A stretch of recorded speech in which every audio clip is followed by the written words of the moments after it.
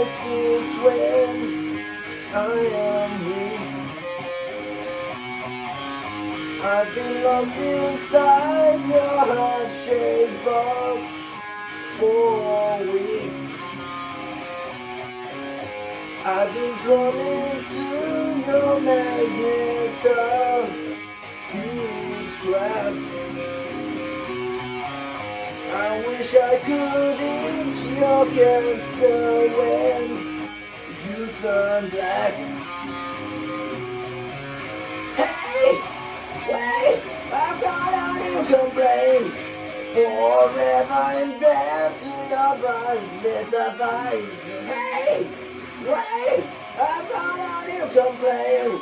Forever and dead to your priceless advice. Hey, wait, I'm not on you complain. Forever and dead to your priceless advice. Your advice.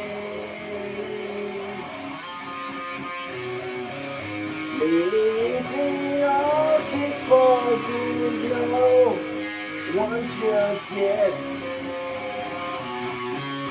Cut myself on angel's hand, baby's breath.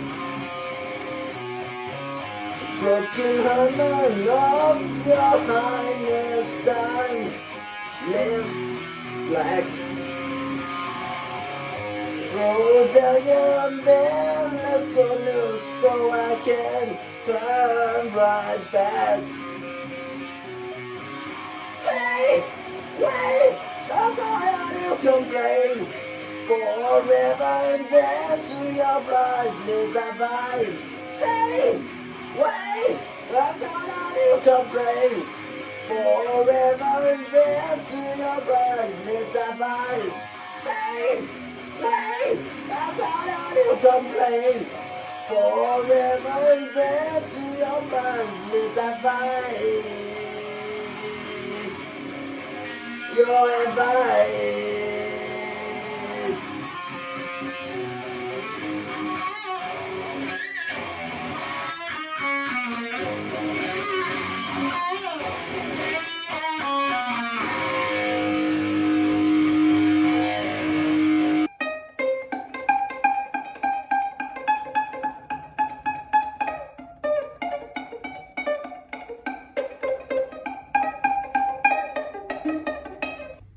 I think this might be my greatest accomplishments in my life. While my peers my age are out there getting married, having children, traveling the world, partying every single weekend, I myself am a proud owner of 3 goldfishes. They're 5 to 6 years old, maybe even more. I got them from the pet store. And I've had them for 4 years now. This is the 5th year in this same tank. And look at them, they're thriving. They look happy. They look very curious and responsive.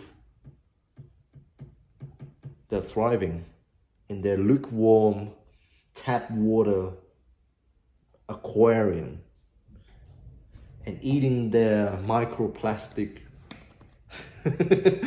flakes. What gives?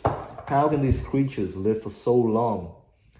I know that from experience back in Vietnam and from talking to other people, these fishes, they don't live very long after being rehomed, after people buying them from the pet store and putting them inside their home with their pristine water, changing the water daily, or no, not daily, but like very frequently, cleaning their tank, doing all that jazz, investing in a water pump. No, they die within the first couple of weeks. I don't know why. I don't know why they have decided to live. What is the meaning of life and why are you still here today? Why continue living when there is no meaning to life? Why? Why are you still here today? What is the point?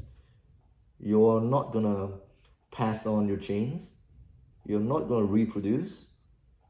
you're not gonna go anywhere beyond this tank. What gives? Why are you still living? Sometimes I sit here with my fish and I ask them these deep philosophical questions. They just look at me with their big goggly eyes and they say nothing. They just keep living. They keep laughing in the face of life itself. The absurdity of life, the meaninglessness of life. These animals, they're making fun of life itself. It's a joke to them. None of this means anything to them, but they don't give a shit. They keep on living. And so I learn a lot from them. I learn a lot from them because I sometimes myself wrestle with these questions. What is the meaning of life and why am I still here today? Why am I still suffering? What for?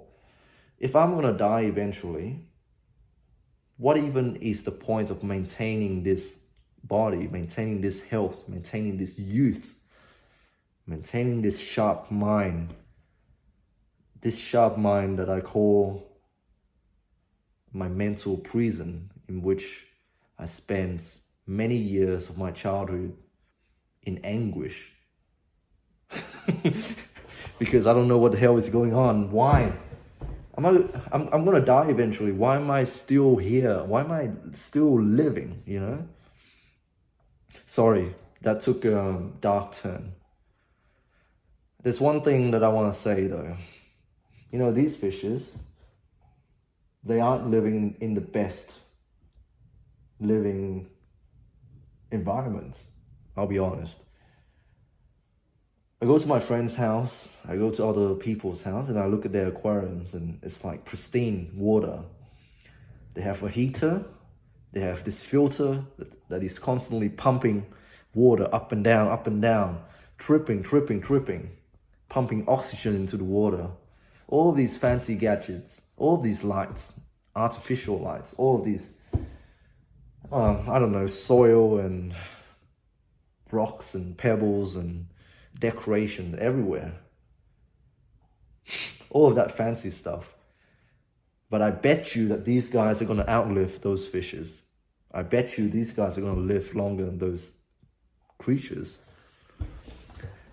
Which makes me reflect on babies. You know, there's this saying about how if you lived in a dirty environment as you were growing up, you're going to build a very strong immune system. It's just a saying. I don't know if it's true or not. There might be some truth to it. But through my own observations, from looking at kids who grew up on a farm versus kids who grew up in like a mansion or a big city house, I don't know, I feel like the kids living in cities, they just seem a little bit off somehow, as in they aren't as tough as the kids who were born in like country towns and living on farms and stuff like that.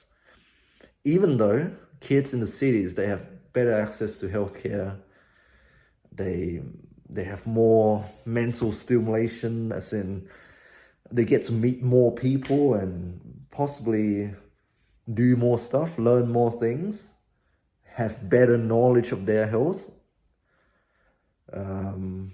better access to therapists,